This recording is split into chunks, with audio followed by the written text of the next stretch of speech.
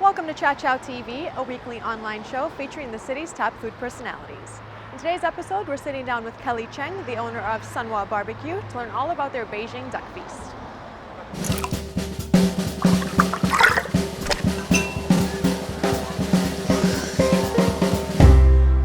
Thank you so much for sitting down with us today, Kelly. It's a pleasure to finally be here in Wah BBQ. It's my pleasure to have you guys. Thank you. Could you tell us what we're drinking here? Right now we are drinking a ginger mojito. It is one of the signature drinks of our restaurant. We use fresh ginger, lime, and mints that's muddled, and then we do rum and club soda on top. Sounds delicious. Cheers. Cheers. Thank you. That is a very good mojito. I love the fresh ginger in there. Oh yeah. So could you tell us a little bit about your background? How did you come to be here at Wah? Me personally, I've been working in my dad's restaurant since I was 8 years old. And as with all my siblings, we all at one point or another worked in the business, helped Dad out, especially on the weekends when we were shorthanded and super crazy. Our restaurant started in 1987, around the corner on Argyle Street, actually. Okay. We were there about 23 and a half years. So what exactly is the type of cuisine that we can expect here? What are the type of things on the menu? We are more of a authentic Hong Kong style Chinese barbecue. All of our stir fries are Cantonese food, and we stick to a very authentic kind of mentality, as close as possible to what you would find in Hong Kong or southern China as we can get it. Okay. And now you're known very well in Chicago for your Beijing duck feast. Yes. People come here specifically looking for that, Very and specifically. they call ahead to order it, right? They do. We highly recommend you make a reservation, not because you're really going to sit down and eat right away. It is to make sure you're not waiting in line for a table.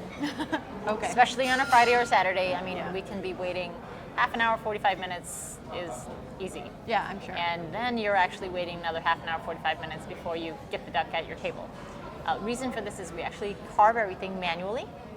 We do not just have it prepped in the back and then when you come in, plunk the duck on the table. We actually carve the duck in front of you, it's next to you, and when he's finished, it's set on your table, so you're eating right away.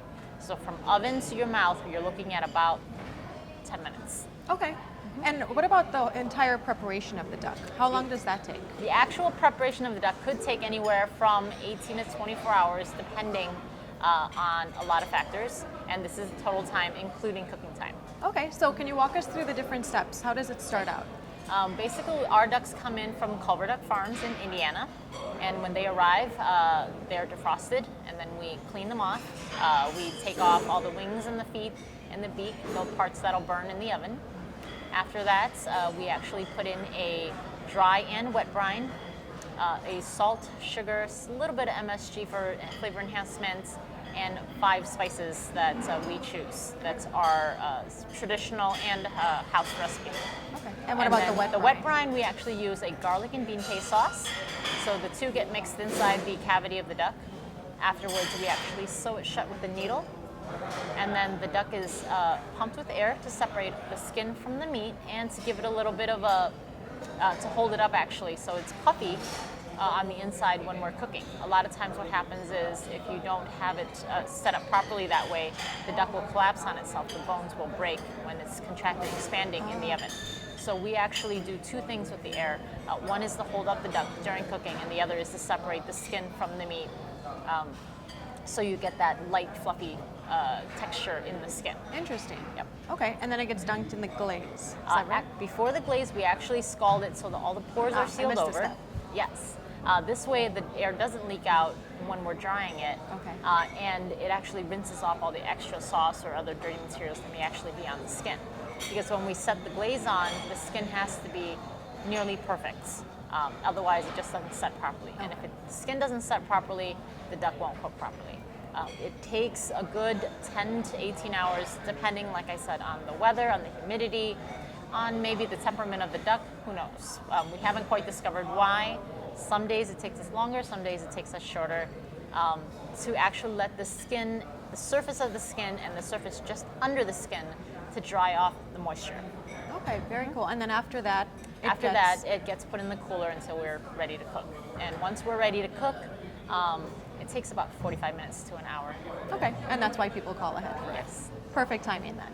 All right, and what about the rest of the menu? What would you say are maybe 2 customer favorites that you've seen over time? Our 2 big favorites are the roast pork, which is the whole pig.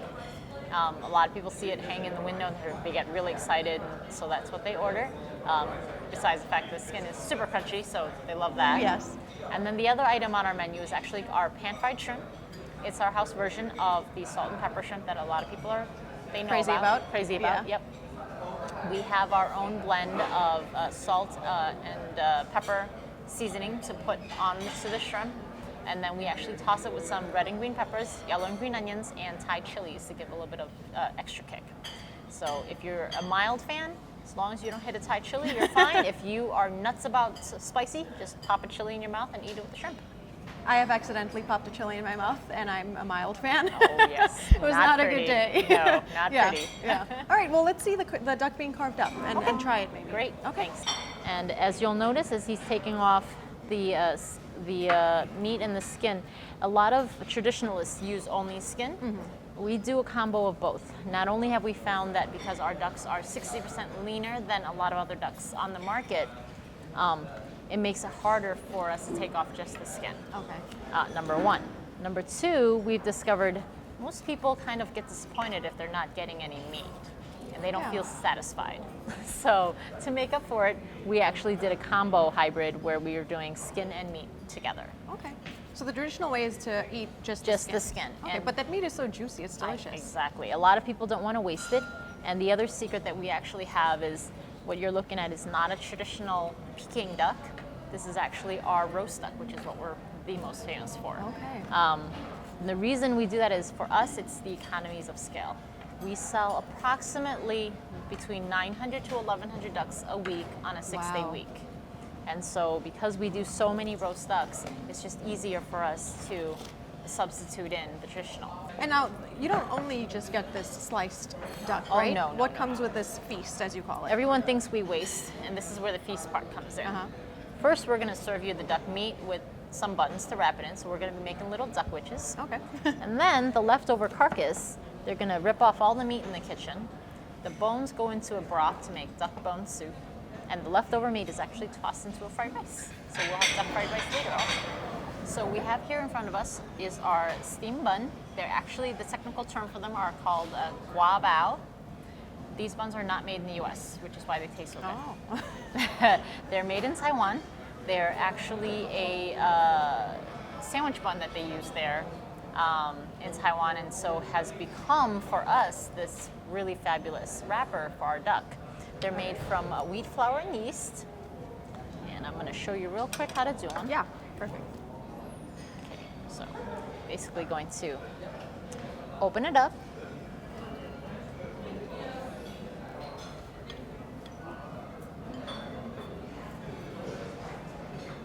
You're going to put in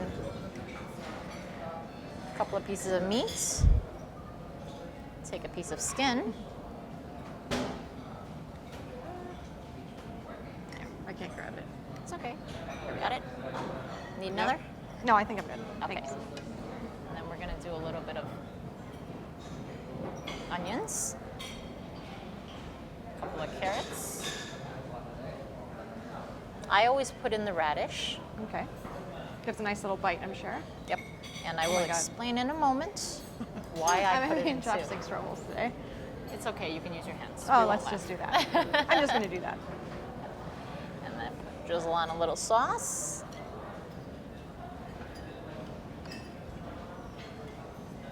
Fold it over. You got yourself a nice little sandwich. So, All have right, a bite. well, let me take a bite. Yep. And one of the reasons, as I said earlier, I put the radish in. Our radish is raw, and it's the acidity from the vinegar from the radish actually cuts into the duck fat, and so it helps not so that you don't have this greasy feeling left on your palate when you're done swallowing. Another reason also is because it's a raw veggie.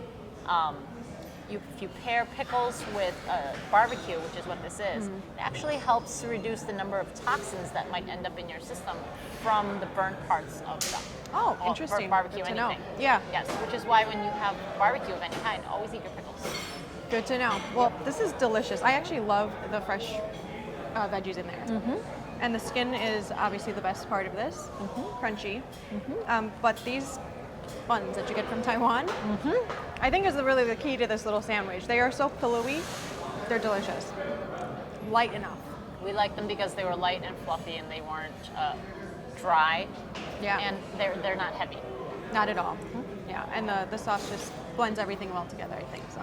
Great. Yeah, really Glad good. you Well, enjoyed. we're going to try a few of the other dishes that you have, your customer favorites, but I wanted to thank you for sitting down. This was really educational, I think, to see, the whole preparation of it, and it's obviously really delicious. It's a customer favorite. Yep. Something I come back for all the time, so We're always cheers. glad to have you. Thank All you right. so much. Thank you.